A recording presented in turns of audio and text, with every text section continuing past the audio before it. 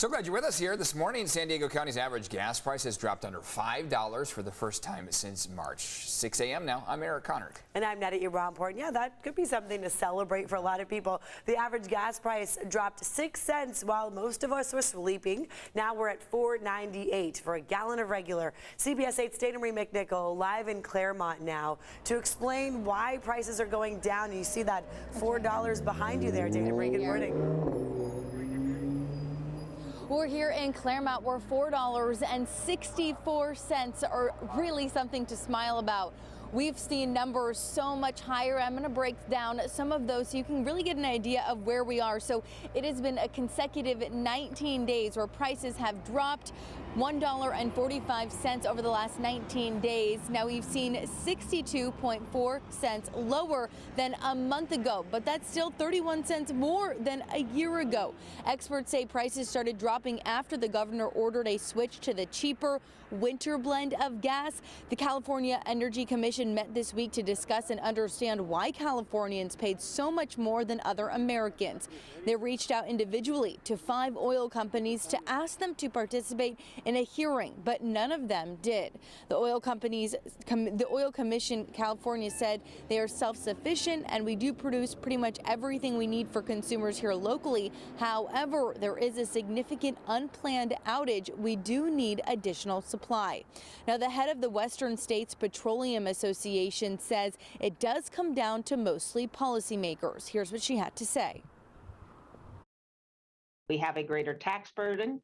We have higher environmental program costs. We adopt regulations and policies that have both prevented needed energy infrastructure from being built in the state, and we send signals to the market that have significantly curtailed investment. Now, one of the biggest takeaways from that hearing is that there really isn't any way to figure out one of the major issues of the price hike because the California Energy Commission says they don't have the authority or the access to the data from the oil companies, and that's what they were trying to do with the hearing. Well, regardless, $4.65 here in Claremont is pretty dang good as the holidays are around the corner. Any way that we can save a little bit of money is much appreciated. I'm Dana Marie McNichol coming to you live for CBS 8. All right, Dana Marie, thank you for that. Well, if you are owed money by the county, you have just a few hours left to file a tax refund claim. So listen to this. The county still has over $1 million that it needs to give back to residents. You're owed this money. A lot of it comes from overpayments, everything from property taxes to building permit fees. One man says he got a letter and thought he owed money. Then he realized he had unclaimed cash. Oh, no, it's money for me. No, oh, it's good. Right? That's a nice surprise to know that money's coming your way. There are nearly 1,400 unclaimed refunds. So to see if your name is on the list, go to cbs8.com, click the help button, and you'll see the link right there at the very top to see if your name, if you're owed any money coming your way. Today's also a key deadline for people who own short-term vacation rentals. Next year, hosts will need a license in the city of San Diego, and the deadline for that license is 5 o'clock today for Tier 3 and Tier 4. You now need a license to rent out your entire vacation rental for more than 20 days a year, and if you don't live on site. San Diego's homeless crisis will be the focus of a conference here this morning. The Regional Task Force on Homelessness is hosting the first ever Solutions for San Diego conference at the Downtown Convention Center. National, state, and local leaders will come together to come up with ideas to reduce homelessness. The event will be held today and tomorrow. Right now, San Diegans have to be drug-free to be eligible for county subsidized housing. But that could soon change. CBS 8's Chris Groh live outside the county administration building now with more on this controversial proposal. Chris?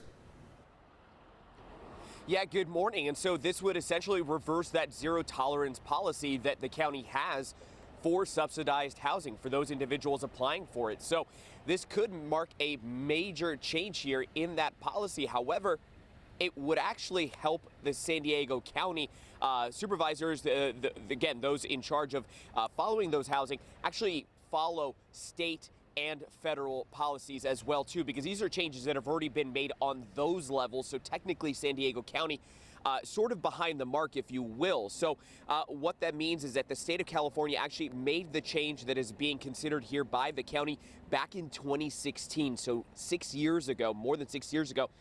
And the federal government made it back in 2009. But it isn't as easy, though, as following the state or the federal government in terms of that policy, because supervisors will still have to vote. And there are a lot of people on both sides of the argument. Let's take a look at the pro side. Homeless advocates believe the policy is just one more barrier preventing unsheltered people from getting back into homes. In fact, take a listen to how John Brady from Lived Experience Advisors, a group of formerly homeless individuals advocating for those living on the streets, take a listen to how Brady describes the issue with having that zero tolerance policy on those applications for subsidized housing. We don't have these restrictions around Section 8 vouchers within the city. We don't have these restrictions federally. It's just bringing us into alignment with the rest of the world. And so we actually saw a lot of viewer comments on our YouTube page. Let's show them to you. This one from Lissa6961.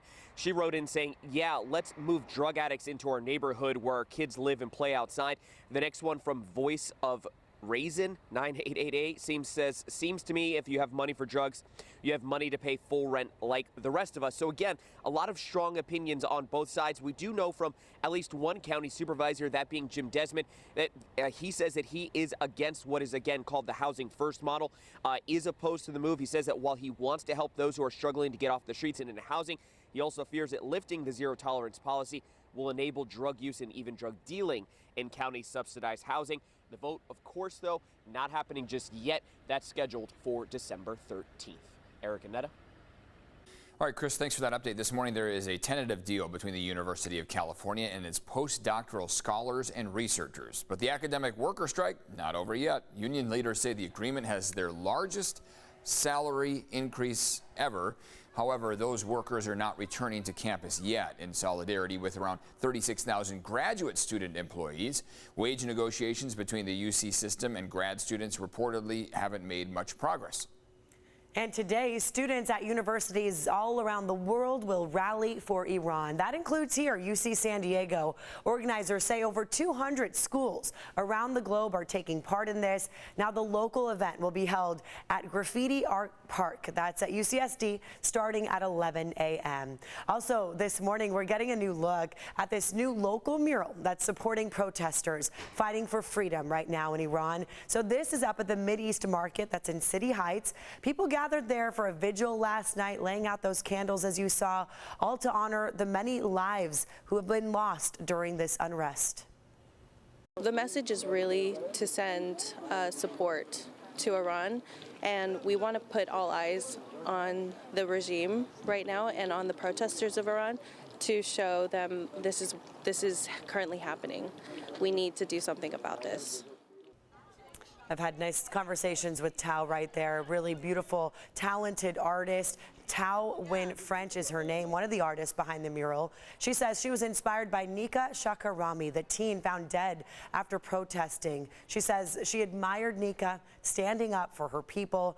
Other artists contributed to this mural, including Spencer Little, who did the wiring piece that runs right in the middle of that mural, and Chloe, who painted the mural on the left side of that woman with her hair flowing, flowers in her hair. Quite a sight to see. This morning, Mexico is getting ready for a must-win World Cup match against Saudi Arabia. The game is at 11 a.m. and there are some local watch parties to tell you about. Novo Brazil Brewing will show the game at all of their locations, and Machete Beer House in National City will also be opening early at 10:30 this morning. Meantime, Team USA is advancing to the knockout round of the World Cup after beating Iran 1-0. The player who made that game-winning goal, Christian Pulisic, says he will be ready for the next game even after suffering an abdominal injury. He posted this photo from a hospital bed. It says, "So proud of my boys, my guys. I'll be ready Saturday, don't worry."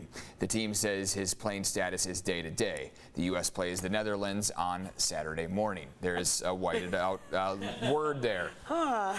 I love his game face, though. Even from the hospital bed, he's so it looks like he's a little more optimistic about how he's feeling by Saturday. The reason they won, which yeah, I can see why. Exactly. Smiling. I know. That was an intense game, nail-biter of a game. Let's take a look at how things are shaping up in your forecast as we head through your Wednesday. Happy Wednesday to you, halfway through the week. Temperatures are going to be in the low 60s this afternoon, cooler than average and cooler than we were yesterday. So a high of 60 along the coast, 61 for your inland valleys, AM clouds, PM sun. The clouds that are building along the coastline right now, there's a little bit of a break in them from San Francisco all the way through LA, but then LA all the way down through San Diego. Well, that's where we're starting to see that cloud cover increase. So hanging out right along the immediate coast, stretching slightly farther inland for the South Bay. Looks like Oceanside all the way up through North County. Not seeing all that much of cloud cover to kick off the morning. So looking okay to kick off the day. We are not having anything in terms of wet weather in our radar view right now. So we're staying dry for our Wednesday morning. Thursday morning, we could see a few sprinkles out there. Going to be very light, few and far between. And then it looks like by the time we get to your Friday, an enhanced risk of some showers in the forecast. These are just going to be showers. Most of these models are trending toward lighter and lighter accumulations on Friday as well as Sunday. To start off the morning, we're in the 40s out there, a couple low 50s along the coastline. Compared to 24 hours ago, these temperatures are mostly cooler than that stretch. And take a look, Borrego Springs, Ocotillo Wells, 23 degrees cooler than this time 24 hours ago, but closer to your coastline, about a 2 to 4 degree difference from where we were yesterday. Still colder out there. By the afternoon, we'll go for the 60s. Let's take a look at traffic this morning. Want to focus in on a crash that just popped up on the 805. This is causing some delays already to start off the morning. Fast lane is blocked with a crash on the 805 northbound at Imperial Avenue. You can see that stretch from National City headed up toward Imperial Avenue, where we've got red and orange there on the screen. That means we're seeing some backups in the area. You can expect delays to start off the day. Better reroute would be the 5 northbound. If you're able to take it, you can switch over on the 54